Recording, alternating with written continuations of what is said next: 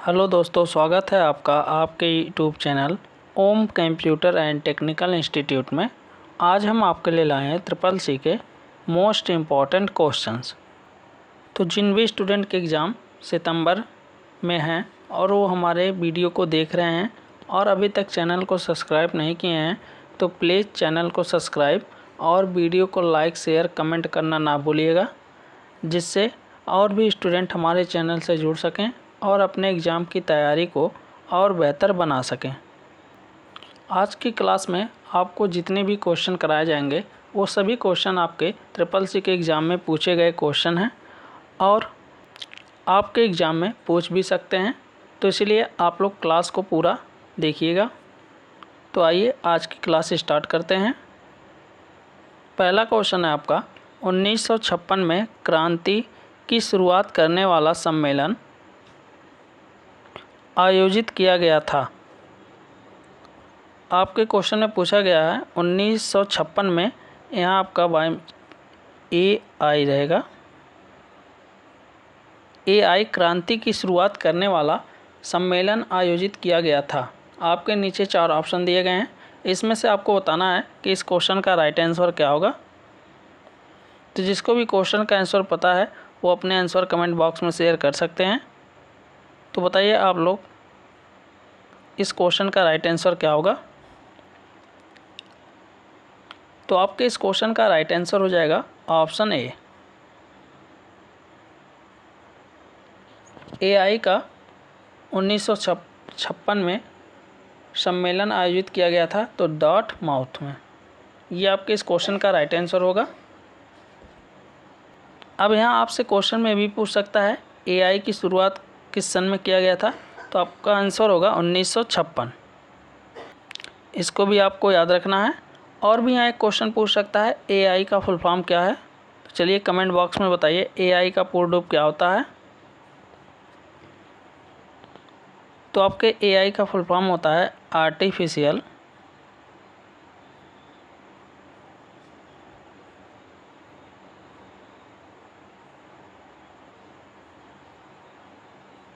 तो ये इसका फुल फॉर्म हो जाएगा आपका AI का आर्टिफिशियल इंटेलिजेंस। अब यहाँ आपसे क्वेश्चन ये भी पूछ सकता है AI का जनक किसे कहते हैं। तो चलिए कमेंट बॉक्स में बताइए कि AI का जनक किसे कहा जाता है। तो AI का जनक जॉन मैकार्थी को कहते हैं। जॉन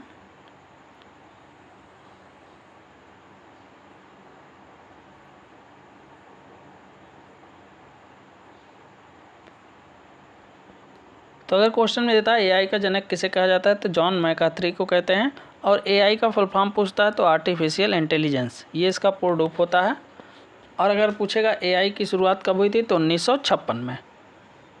अब आते हैं आपके अगले क्वेश्चन पे। SMTP TCP पोर्ट का उपयोग करता है। आपके क्वेश्चन में पूछा गया है कि जो SMTP होता है वो TCP पोर्ट के उपयोग का करता है। ऑप्शन ए दिया 23, ऑप्शन बी दिया 24, ऑप्शन सी दिया 25, ऑप्शन डी दिया 22। तो आपको बताना है इसमें से इस क्वेश्चन का राइट आंसर क्या होगा।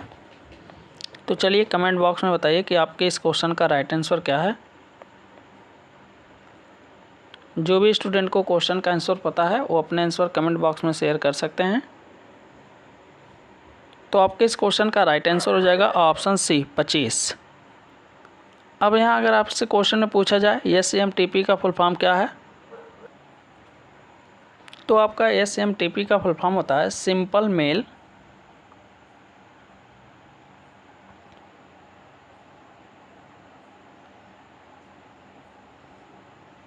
Transfer protocol.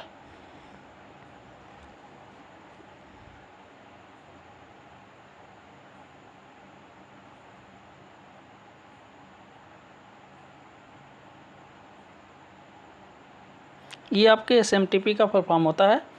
आपका यहाँ एक क्वेश्चन और भी पूछ सकता है TCP। तो चलिए बताइए TCP का फुल फॉर्म क्या है। कमेंट बॉक्स में बताइए TCP का फुल फॉर्म क्या होता है। तो आपका TCP का फुल फॉर्म होता है ट्रांसमिशन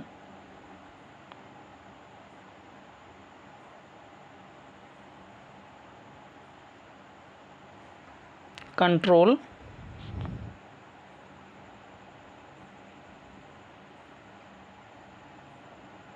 प्रोटोकॉल। ये आपके टीसीपी का फॉर्म होता है। तो आपके एग्जाम में अगर एसएमटीपी का पूछेगा तो सिंपल मेल ट्रांसफ़र प्रोटोकॉल, और आपके टीसीपी का पूछेगा तो ट्रांसमिशन कंट्रोल प्रोटोकॉल। यहाँ और भी आपसे क्वेश्चन पूछ सकते हैं, जैसे आपका आता है एसटीटीपी। अगर आपसे क्वेश्चन पूछ दे एसटीटीपी कितने पोर्ट नंबर को सपोर्ट करता है, तो बताइए कमेंट बॉक्स में। एसटीटीपी HTTPS और आपका POP 3 और आपका आता है IMAP और FTP। इन सभी का अगर पोर्ट नंबर पूछा जाए तो बताइए कमेंट बॉक्स में कितना कौन से पोर्ट नंबर का होगा।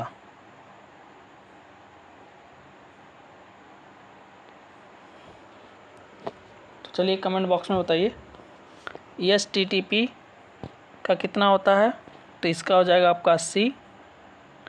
एसटीटीपीएस का कितना होता है, तो 443।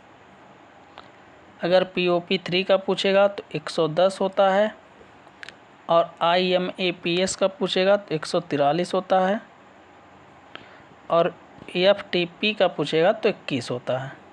ये सभी आपको याद रखने हैं क्योंकि ये सभी आपके एग्ज़ाम में पूछ सकते हैं। अब आते हैं आपका अगले क्वेश्चन पे। स्प्रेडशीट में एक नया सेल सम्मिलित करने और चयनित सेल का डाटा दाईं ओर स्थानांतरित करने के लिए आपके क्वेश्चन में पूछा गया है कि अगर आप स्प्रेडशीट में एक नया सेल सम्मिलित करना चाहते हैं और जो भी सेल आप सेलेक्ट किए हैं उसके डाटा को आप दाईं ओर ट्रांसफ़र करना चाहते हैं, यानी मूव करना चाहते हैं, तो उसके लिए क्या करते हैं। ऑप्शन ने दिया Ctrl+1 the select shift cell right. Option B दिया आपका Ctrl++ then select shift cell right. Option C दिया आपका Ctrl+- then select shift cell right. Option D दिया आपका Ctrl+* then select shift cell right. तो आपको बताना है इसमें से इस क्वेश्चन का राइट आंसर क्या होगा। तो जिसको भी क्वेश्चन का आंसर पता है वो अपने आंसर कमेंट बॉक्स में शेयर कर सकते हैं। तो आपके इस क्वेश्चन का राइट आंसर हो जाएगा option B Ctrl++ the select then select shift cell right. ये आपके इस क्वेश्चन का राइट आंसर होगा। इसके द्वारा आप एक नया सेल सम्मिलित कर सकते हैं अपने स्प्रेडशीट पर। अब आते हैं आपके अगले क्वेश्चन पे। वेब ब्राउज़र में डाउनलोडिंग लिस्ट खोलने के लिए शॉर्टकट कुंजी है। आपके क्वेश्चन में पूछा गया है कि अगर आप ब्राउज़र में डाउनलोड की लिस्ट को खोलना चाहते हैं यानी उसे देखना चाहते हैं तो उसके लिए आप कौन सी शॉर्टकट कुंजी का उपयोग करेंगे। ऑप्शन ए दिया Shift+W, ऑप्शन बी दिया Ctrl+W, ऑप्शन सी दिया Ctrl+T, ऑप्शन डी दिया है Ctrl+J। तो आपको बताना है इसमें से इस क्वेश्चन का राइट आंसर क्या होगा। तो आप लोग अपने आंसर कमेंट बॉक्स में शेयर करिए और बताइए कि आपके इस क्वेश्चन का राइट आंसर क्या है। तो आपके इस क्वेश्चन का राइट आंसर हो जाएगा ऑप्शन डी Ctrl+J। हम डाउनलोडिंग हिस्ट्री को देखने के लिए यानी लिस्ट को देखने के लिए किसका यूज करते हैं, तो Ctrl+J का यूज करते हैं वेब ब्राउज़र में। Ctrl+T का यूज किस लिए किया जाता है, तो इसका यूज हम करते हैं न्यू टैब के लिए।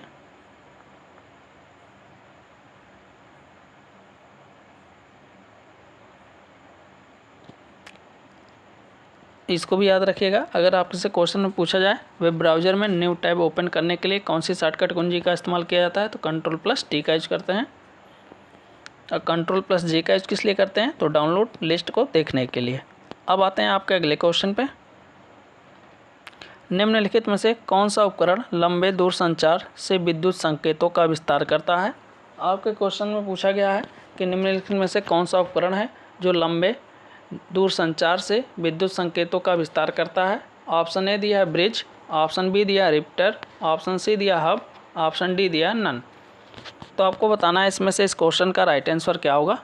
तो जिसको भी क्वेश्चन का आंसर पता है वो अपने आंसर कमेंट बॉक्स में शेयर कर सकते हैं।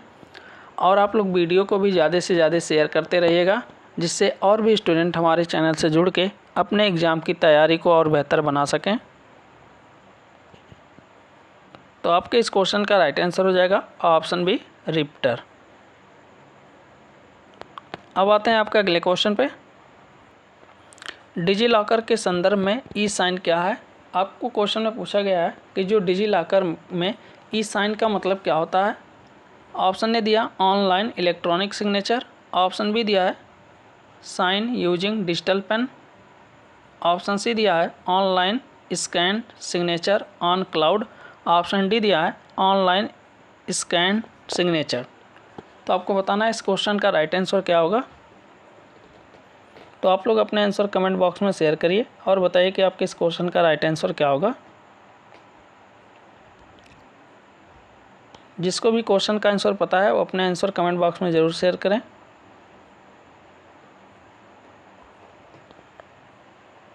तो आपके इस क्वेश्चन का राइट आंसर हो जाएगा option A online electronic signature. ये आपके डिजी लॉकर में ई साइन का मतलब होता है। अब आते हैं आपके अगले क्वेश्चन पे। हैंड आउट्स प्रिंट करते समय निम्नलिखित में से कौन सा विकल्प नहीं है। आपके क्वेश्चन में पूछा गया है कि अगर आप हैंड आउट्स को प्रिंट करते हैं तो उसमें निम्नलिखित में से कौन सा विकल्प नहीं होता है।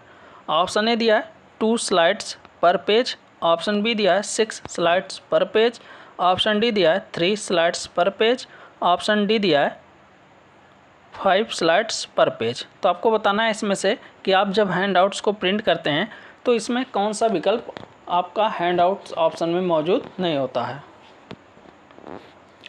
तो चलिए आप लोग कमेंट बॉक्स में बताइए कि आपके इस क्वेश्चन का राइट आंसर क्या होगा। तो आपके इस क्वेश्चन का राइट आंसर हो जाएगा ऑप्शन डी 5 स्लाइड पर पेज। ये विकल्प आपका नहीं होता है हैंड आउट्स को प्रिंट करते समय। अब आते हैं आपके अगले क्वेश्चन पे। विंडोज़ 10 की कौन सी सुविधा उपयोगकर्ताओं को लैन वैन में वर्चुअल डेस्कटॉप से जोड़ने की अनुमति देती है। आपके क्वेश्चन में पूछा गया है कि अगर आप विंडोज़ 10 का यूज करते हैं तो उसमें कौन सी सुविधा है ऐसी है जो उपयोगकर्ताओं को लैन वैन में वर्चुअल डेस्कटॉप से जुड़ने की अनुमति देती है। ऑप्शन ए दिया है fixed desktop client, option B दिया है variable desktop client, option C दिया है dynamic desktop client, option D दिया है रिमोट डेस्कटॉप क्लाइंट। तो आपको बताना है इसमें से इस क्वेश्चन का राइट आंसर क्या होगा। तो जिसको भी क्वेश्चन का आंसर पता है वो अपने आंसर कमेंट बॉक्स में शेयर कर सकते हैं।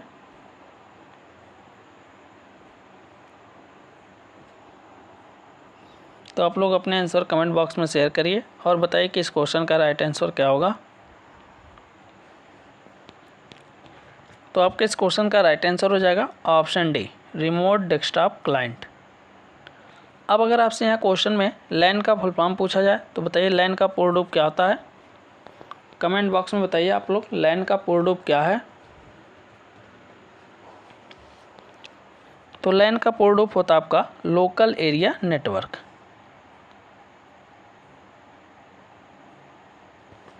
लोकल एरिया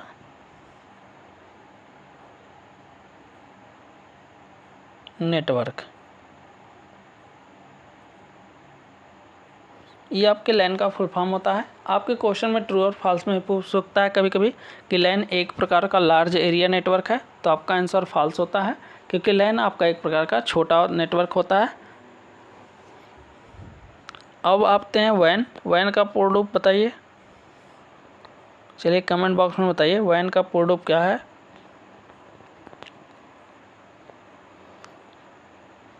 तो आप लोग अपने आंसर कमेंट बॉक्स में शेयर करते रहिए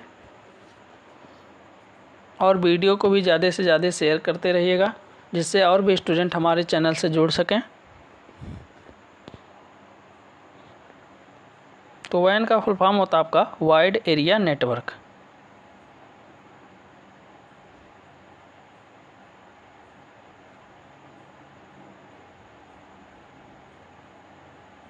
इसको भी याद रखना है, ये भी आपके क्वेश्चन में पूछे गए क्वेश्चन हैं। अब आते हैं आपके अगले क्वेश्चन पे। लिब्रे ऑफिस राइटर एक फॉर्म में जानकारी दर्ज करने के कई तरीके प्रदान करता है, जिसमें चेकबॉक्स, विकल्प button, text box, pull down, सूची और अन्य आइटम्स, जिसे सामूहिक रूप से जाना जाता है। ऑप्शन ए दिया है एडिटिंग कंट्रोलर, ऑप्शन बी दिया है वेब कंट्रोल्स, ऑप्शन सी दिया है फॉर्म कंट्रोल, ऑप्शन डी दिया है डॉक्यूमेंट कंट्रोल। तो आपको बताना है इसमें से इस क्वेश्चन का राइट आंसर क्या होगा। तो आप लोग जल्दी जल्दी अपने आंसर कमेंट बॉक्स में शेयर करिए और बताइए कि आपके इस क्वेश्चन का राइट आंसर क्या है।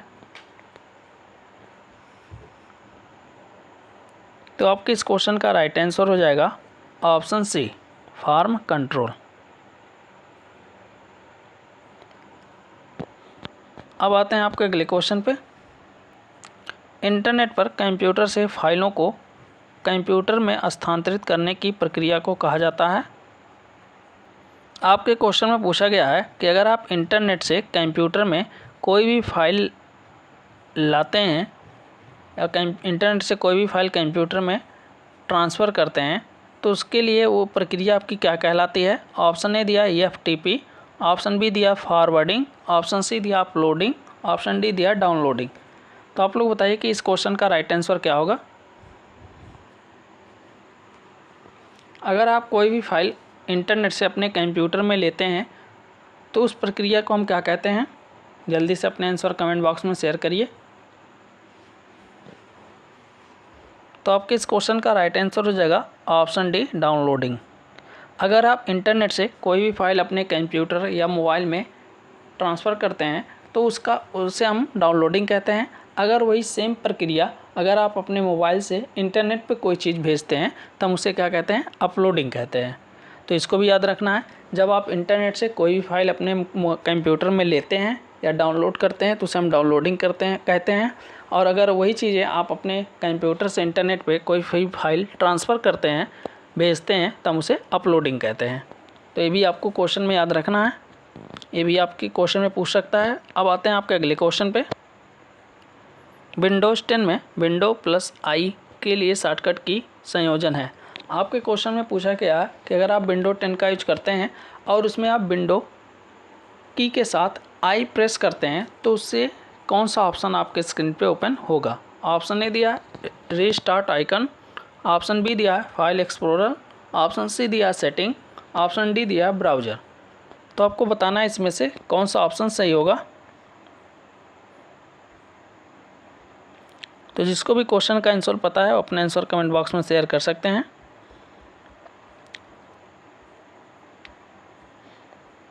तो आप अपने विंडोज़ में 10 में अगर आप कीबोर्ड से विंडो की के साथ आई प्रेस करते हैं तो आपका सेटिंग ऑप्शन ओपन होगा। तो उससे क्या ओपन होता है, आपका सेटिंग। अब आते हैं आपके अगले क्वेश्चन पे। स्टोरेज जो बिजली बंद होने के बाद अपने डाटा को बरकरार रखता है उसे इस रूप में संदर्भित किया जाता है। आपके क्वेश्चन में पूछा गया है कि कौन सी स्टोरेज होती है जो बिजली बंद होने के बाद भी अपने डेटा को सुरक्षित रखती है, उसे हम इस रूप में संदर्भित किया जाता है। ऑप्शन ए दिया है अस्थायी स्टोरेज, ऑप्शन बी दिया है अस्थायी स्टोरेज, ऑप्शन सी दिया है डायरेक्ट स्टोरेज, ऑप्शन डी दिया है अनुक्रमिक स्टोरेज। तो आपको बताना है इसमें से इस क्वेश्चन का राइट आंसर क्या होगा। तो जिसको भी क्वेश्चन का आंसर पता है वो अपने आंसर कमेंट बॉक्स में शेयर कर सकते हैं।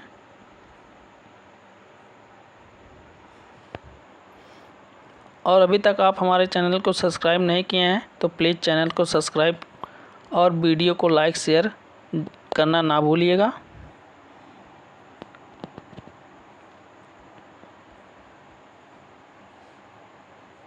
तो आपके इस क्वेश्चन का राइट आंसर हो जाएगा ऑप्शन बी, अस्थायी स्टोरेज। ये आपके होते हैं जिसमें आपके पावर सप्लाई बंद हो जाने के बाद भी आपके सभी डाटा स्टोर होते हैं अस्थायी रूप से।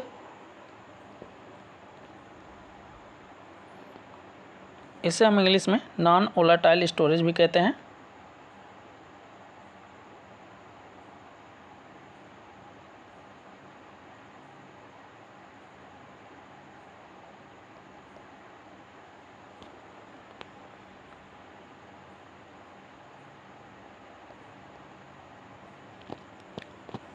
जिसे हम अस्थायी स्टोरेज कहते हैं। अब आते हैं आपके अगले क्वेश्चन पे। प्रेजेंटेशन में ऑटो कंटेंट विजार्ड है। आपके क्वेश्चन में पूछा गया है कि प्रेजेंटेशन में जो ऑटो कंटेंट विजार्ड होता है वो है क्या है या फिर है। ऑप्शन ए दिया है सामग्री को स्वचालित रूप से भरने का तरीका। ऑप्शन बी दिया है पावर पॉइंट प्रस्तुति बनाने का सबसे तेज़ तरीका। ऑप्शन सी दिया आपका स्लाइड शो चलाने का सबसे तेज़ तरीका। ऑप्शन डी दिया है स्लाइड परिवर्तन स्वचालित रूप से बनाने का तरीका। तो आपको बताना है इसमें से इस क्वेश्चन का राइट आंसर क्या होगा। प्रेजेंटेशन में हम ऑटो कंटेंट विजार्ड का यूज किस लिए करते हैं, चलिए बताइए कमेंट बॉक्स में अपने आंसर। तो इसका यूज किया जाता है पावर पॉइंट प्रस्तुति बनाने का सबसे तेज़ तरीका। तो इसलिए आपका इस क्वेश्चन का राइट आंसर ऑप्शन बी होगा। इसके लिए हम ऑटो कंटेंट विजार्ड का यूज करते हैं। अब आते हैं आपके अगले क्वेश्चन पे। AEPS में कौन सा इनपुट ग्राहक के बैंकों को निर्धारित करता है। आपके क्वेश्चन में पूछा गया है AEPS में कौन सा इनपुट होता है जो ग्राहकों को बैंक का निर्धारित करता है। ऑप्शन ए दिया है पिन, ऑप्शन बी दिया IFSC, ऑप्शन सी दिया IIN, ऑप्शन डी दिया SWIFT। तो आपको बताना है इसमें से इस क्वेश्चन का राइट आंसर क्या होगा। तो चलिए आप लोग अपने आंसर कमेंट बॉक्स में शेयर करिए और बताइए कि आपके इस क्वेश्चन का राइट आंसर क्या है। तो आपके इस क्वेश्चन का राइट आंसर हो जाएगा ऑप्शन सी IIN। इसका फुल फॉर्म भी अगर आपसे क्वेश्चन में पूछता है तो चलिए कमेंट बॉक्स में बताइए इसका फुल फॉर्म क्या होगा।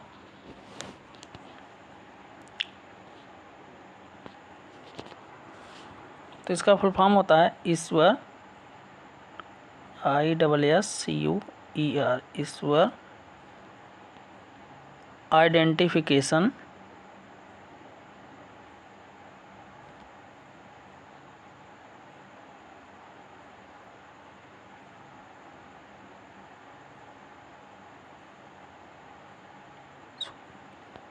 नंबर, ये इसका फुल फॉर्म होता है ईश्वर आइडेंटिफिकेशन नंबर। अब आपसे क्वेश्चन में अगर पूछा जाए पिन का फुल फॉर्म बताइए, तो चलिए कमेंट बॉक्स में बताइए पिन का फुल फॉर्म क्या है।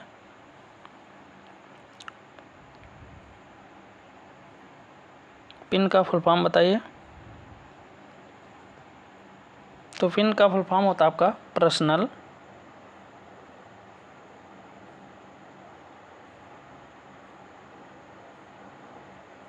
Identification number.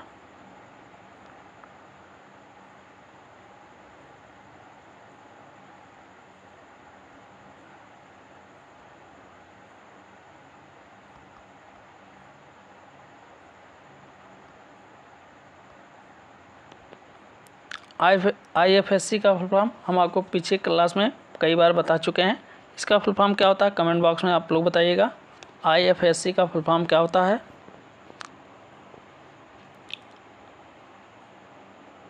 तो आपको IFSC का फुल फॉर्म होता है इंडियन फाइनेंशियल सिस्टम कोड। इसको भी याद रखना है, ये भी आपके क्वेश्चन में कई बार पूछा गया है। अब आपका आता है SWIFT। इसका फुल फॉर्म क्या होता है कमेंट बॉक्स में बताइए। स्विफ्ट का फुल फॉर्म क्या होता है SWIFT।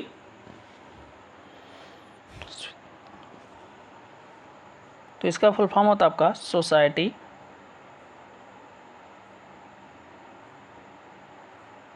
फॉर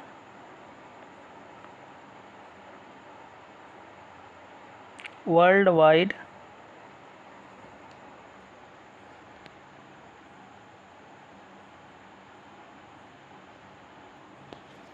इंटरबैंक फाइनेंशियल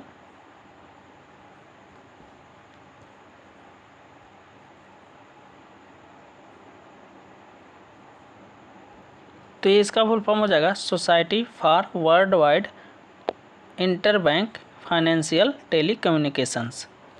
तो इसको भी आपको याद रखना है, ये भी आपके क्वेश्चन में एग्जाम पूछ सकते हैं। अब आते हैं आपके अगले क्वेश्चन पे। ऑपरेटिंग सिस्टम एक इंटरफेस प्रदान करता है जिसकी एक सॉफ्टवेयर एप्लीकेशन प्रोग्राम पीसी के साथ संचार करने के लिए आवश्यकता होती है। आपके क्वेश्चन में पूछा गया है कि ऑपरेटिंग सिस्टम एक इंटरफेस प्रदान करता है जिसकी एक सॉफ्टवेयर एप्लीकेशन प्रोग्राम पीसी के साथ संचार करने के लिए आवश्यकता होती है। Option A true, option B false. तो आपको बताना है इस क्वेश्चन का राइट आंसर क्या होगा, ट्रू या फॉल्स। तो आपके इस क्वेश्चन का राइट आंसर हो जाएगा ऑप्शन बी फॉल्स, क्योंकि ऑपरेटिंग सिस्टम किसके साथ इंटरफेस प्रदान करती है, हार्डवेयर के साथ। जबकि यहाँ आपका क्या लिखा है, सॉफ्टवेयर एप्लीकेशन प्रोग्राम। अब आते हैं आपके अगले क्वेश्चन पे। 2016 में आरबीआई के गवर्नर रघुराम राजन ने योजना शुरू की। आपके क्वेश्चन में पूछा गया है आरबीआई के गवर्नर रघुराम राजन जी के द्वारा 2016 में कौन सी योजना शुरू की गई। ऑप्शन ए दिया यूपीआई, ऑप्शन बी दिया क्यूआर कोड, ऑप्शन सी दिया एनईएफटी, ऑप्शन डी दिया ओटीपी। तो आपको बताना है इसमें से इस क्वेश्चन का राइट आंसर क्या होगा। तो आप लोग अपने आंसर कमेंट बॉक्स में शेयर करिए और बताइए कि आपके इस क्वेश्चन का राइट आंसर क्या है। तो आपके इस क्वेश्चन का राइट आंसर हो जाएगा ऑप्शन ए यूपीआई। यूपीआई का फुल फॉर्म क्या होता है, यूनिफाइड पेमेंट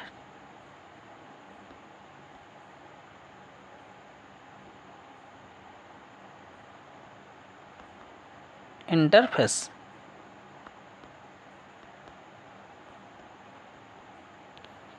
ये भी आपको याद रखना है, यूपीआई का फुल फॉर्म क्या होता है, तो यूनिफाइड पेमेंट इंटरफेस। यूपीआई किसके द्वारा विकसित किया गया था, तो इसका देख रेख कौन करता है, एनपीसीआई। एनपीसीआई इसका फुल फॉर्म क्या होता है, national payment corporation of India. QR code का फुल फॉर्म अगर आपसे पूछा जाएगा तो बताइए क्यूआर कोड का फुल फॉर्म क्या होता है। क्यूआर का फुल फॉर्म क्या होता है, चलिए कमेंट बॉक्स में आप लोग अपने आंसर कमेंट बॉक्स में शेयर करिए। तो क्यूआर का आपका फुल फॉर्म होता है क्विक रिस्पांस कोड। क्या हो जाएगा, क्विक रिस्पांस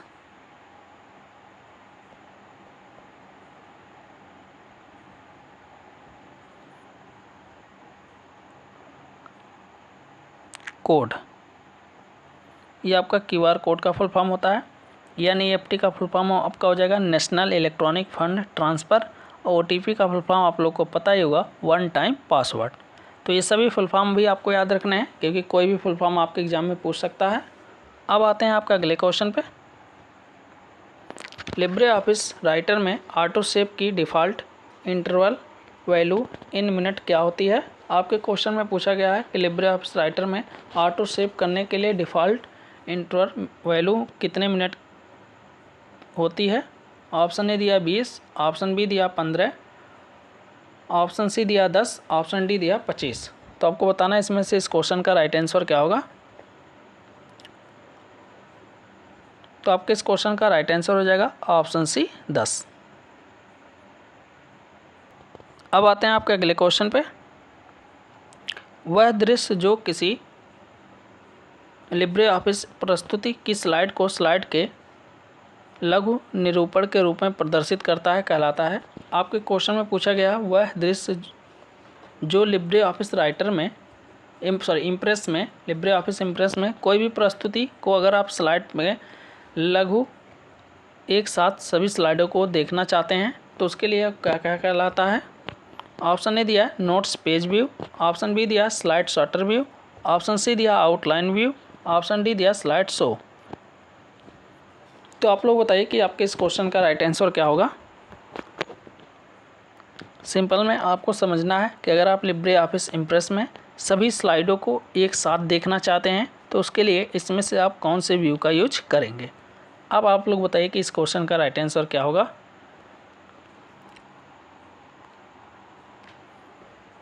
तो आपके इस क्वेश्चन का राइट आंसर हो जाएगा option B slide sorter view.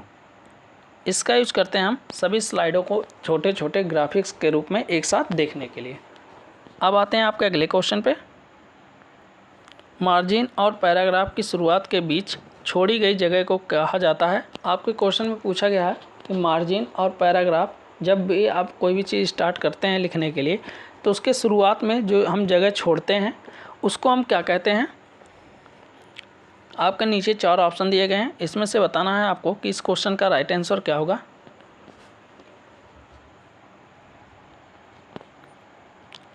तो आपके इस क्वेश्चन का राइट आंसर हो जाएगा ऑप्शन ए। अब आते हैं आपके अगले क्वेश्चन पे। लिब्रे ऑफिस राइटर में स्टाइल्स मेनू के तहत निम्नलिखित में से कौन सा विकल्प नहीं है। आपके क्वेश्चन में पूछा गया है कि लिब्रे ऑफिस राइटर में स्टाइल मेनू में कौन सा विकल्प नहीं होता है। इसमें से ऑप्शन ए दिया हेडिंग 1, ऑप्शन बी दिया हेडिंग 3, ऑप्शन सी दिया हेडिंग 2, ऑप्शन डी दिया हेडिंग 4। तो आपको बताना है इसमें से कौन सा ऑप्शन इस क्वेश्चन का राइट आंसर होगा। और आप लोगों से रिक्वेस्ट है कि अगर आप लोग अभी तक हमारे चैनल को सब्सक्राइब नहीं किए हैं तो प्लीज़ चैनल को सब्सक्राइब और वीडियो को लाइक शेयर कमेंट करना ना भूलिएगा, जिससे और भी स्टूडेंट हमारे चैनल से जुड़ सकें और अपने एग्ज़ाम की तैयारी को और बेहतर बना सकें। और अगर आपको कोई भी क्वेश्चन समझ में नहीं आते हैं तो आप हमसे कमेंट बॉक्स में पूछ सकते हैं।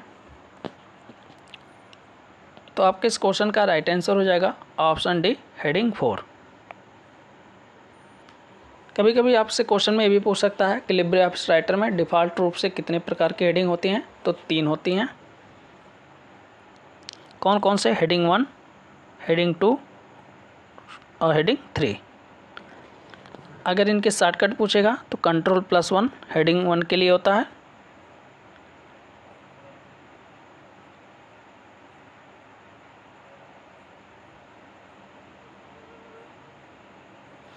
और Ctrl+3 हेडिंग 3 के लिए होता है, और Ctrl+2 हेडिंग 2 के लिए होता है। तो इसको भी याद रखना है। अब आते हैं आपके अगले क्वेश्चन पे। उबंटू का स्क्रीन बैकग्राउंड और मुख्य क्षेत्र है जहां आप फाइल और प्रोग्राम खोल सकते हैं तथा प्रबंधित कर सकते हैं। आपके नीचे 4 ऑप्शन दिए गए हैं, इसमें से बताना है कि आपके इस क्वेश्चन का राइट आंसर क्या होगा। जिसको भी क्वेश्चन का आंसर पता है वो लोग अपने आंसर ज़रूर कमेंट बॉक्स में शेयर करें। उबंटू क्या होता है? आपका एक प्रकार का ऑपरेटिंग सिस्टम होता है। तो उसमें पूछा गया आपका कि अगर आपके उबंटू ऑपरेटिंग सिस्टम जो होते हैं उसमें जो स्क्रीन के बैकग्राउंड का मुख्य क्षेत्र होता है जहां आप फाइल और फोल्डर खोल सकते हैं तथा प्रबंधित कर सकते हैं, उसे हम क्या कहते हैं बताइए। तो इसलिए इस क्वेश्चन का राइट आंसर हो जाएगा ऑप्शन डी। ये आपके इस क्वेश्चन का राइट आंसर होता है। अब आते हैं आपके अगले क्वेश्चन पे। पीपीई योजना भारत सरकार द्वारा समर्थित एक लोकप्रिय दीर्घकालिक निवेश विकल्प है। ट्रू या फॉल्स? आपको बताना है इस क्वेश्चन का राइट आंसर क्या होगा, ट्रू या फॉल्स। तो आपके इस क्वेश्चन का राइट आंसर हो जाएगा ऑप्शन ए ट्रू। अब यहाँ आपसे अगर पीपीई का फुल फॉर्म पूछ ले, चलिए बताइए कमेंट बॉक्स में पीपीई का फुल फॉर्म क्या होता है। तो इसका फुल फॉर्म होगा पर्सनल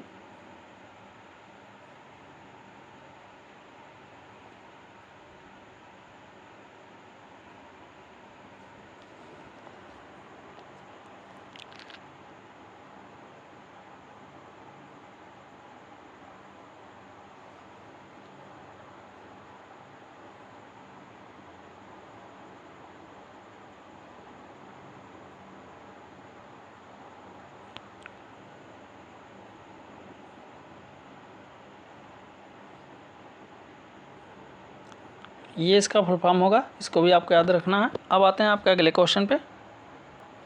विंडोज़ 10 में एक निजी सहायक के रूप में कौन काम करता है? आपके क्वेश्चन में पूछा गया है कि जो आपका विंडोज़ 10 होता है उसमें कौन एक निजी सहायक के रूप में काम करता है। ऑप्शन ए दिया है कोर्टाना, ऑप्शन बी दिया है श्री, ऑप्शन सी दिया है एलेक्सा, ऑप्शन डी दिया है गूगल।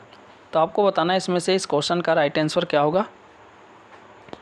तो आप लोग अपने आंसर कमेंट बॉक्स में शेयर करिए और बताइए कि आपके इस क्वेश्चन का राइट आंसर क्या है।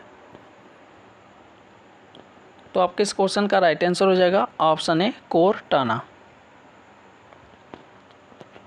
अब आते हैं आपके अगले क्वेश्चन पे।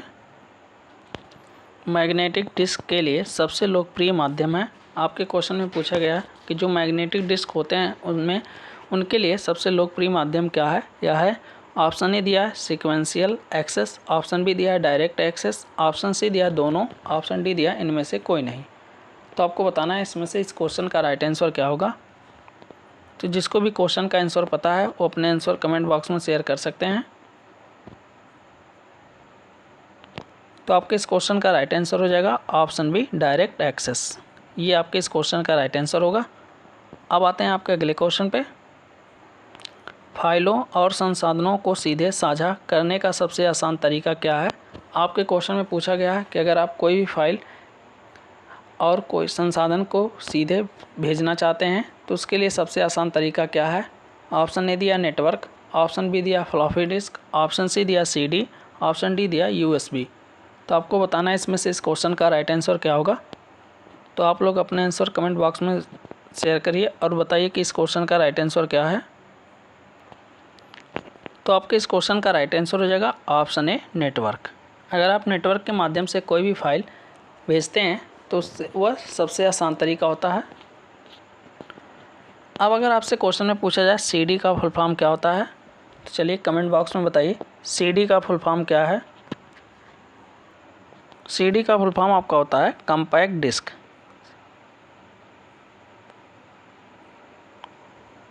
कॉम्पैक्ट डिस्क, इसको भी याद रखना आपको। और अगर आपके क्वेश्चन में USB का फुल फॉर्म पूछे तो चलिए कमेंट बॉक्स में बताइए USB का फुल फॉर्म क्या होता है। जिसको भी क्वेश्चन का आंसर पता है वो अपने आंसर कमेंट बॉक्स में ज़रूर शेयर करें। USB का फुल फॉर्म क्या होता है। तो USB का फुल फॉर्म होता है आपका यूनिवर्सल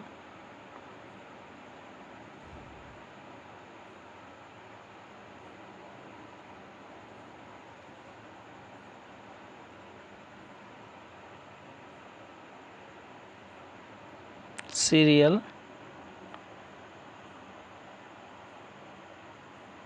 बस। ये आपके USB का फुल फॉर्म होता है यूनिवर्सल सीरियल बस। और CD का पूछे तो कॉम्पैक्ट डिस्क। आई होप आज की क्लास आपको अच्छे से समझ में आई होगी। आज की क्लास में अगर आपको किसी भी क्वेश्चन पे कोई भी डाउट हो तो आप कमेंट बॉक्स में पूछ सकते हैं। और आप लोग अभी तक हमारे चैनल पे नए हों और चैनल को सब्सक्राइब नहीं किए हों तो प्लीज़ चैनल को सब्सक्राइब और वीडियो को लाइक शेयर और कमेंट करना ना भूलिएगा, जिससे और भी स्टूडेंट हमारे चैनल से जुड़ के अपने एग्ज़ाम की तैयारी को और बेहतर बना सकें और एग्ज़ाम में अच्छे से अच्छे ग्रेड से पास हो सकें। और अगर आपको आपके क्लास की PDF चाहिए तो आप हमारे WhatsApp नंबर या टेलीग्राम नंबर पे चैनल पे संपर्क कर सकते हैं और अपने क्लास की PDF पा सकते हैं। तो आज की क्लास यहीं समाप्त करते हैं, मिलते हैं अगले क्लास में।